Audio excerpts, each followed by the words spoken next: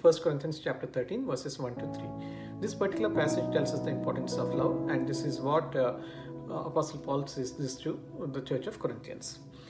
And yet I will show you the most excellent way. If I speak in the tongues of men or of angels but do not have love, I am only a resounding gong or a clanging cymbal. If I have a gift of prophecy and can fathom all mysteries and all knowledge, and if I have a faith that can move mountains but do not have love, I am nothing.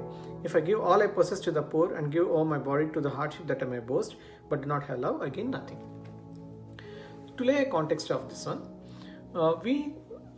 in chapter 12 we see that the church members of Church of Corinthians, they have the gifts of the Holy Spirit, but some of them are looking for more visible gifts, and the people who have received more visible gifts, they are being boastful or prideful. Because of this, they were not functioning as a single unit to reach out to the people.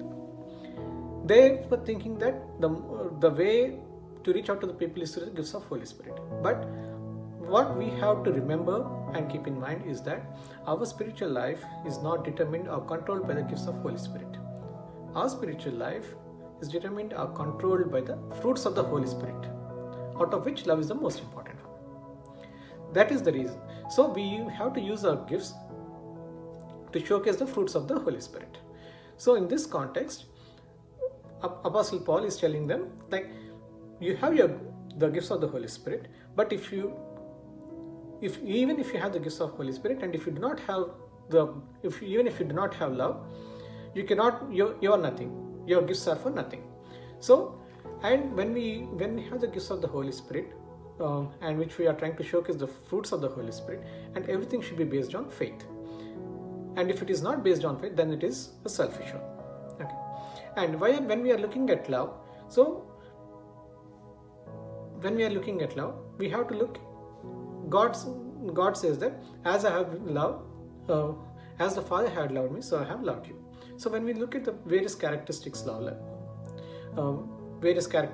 love, first we know that there are many of them, out of which we will just look at a couple of them. God's love is sacrificial, and it's also proactive.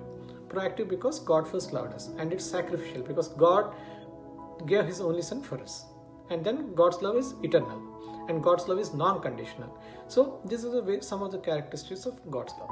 And when we experience God's love, what we have, we feel the assurance of God's love and God's favor among us, and we experience the blessings of God, and we feel joy of God's love, and God's love provides us it provides kind of a purpose to our life, and it also proclaims us the good news.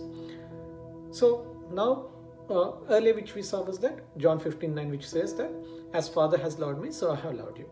And in the same chapter, we also have one more verse in a different chapter. We have John 13:34, which says that as I have loved you, so you must love one another. So we saw the various characteristics of love and how we feel when we experience God's love.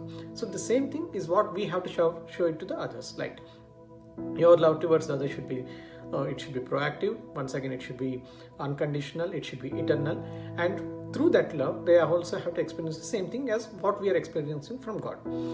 By doing this, we will be the light we are the channels through which God is working through us to them, and we have to showcase each and every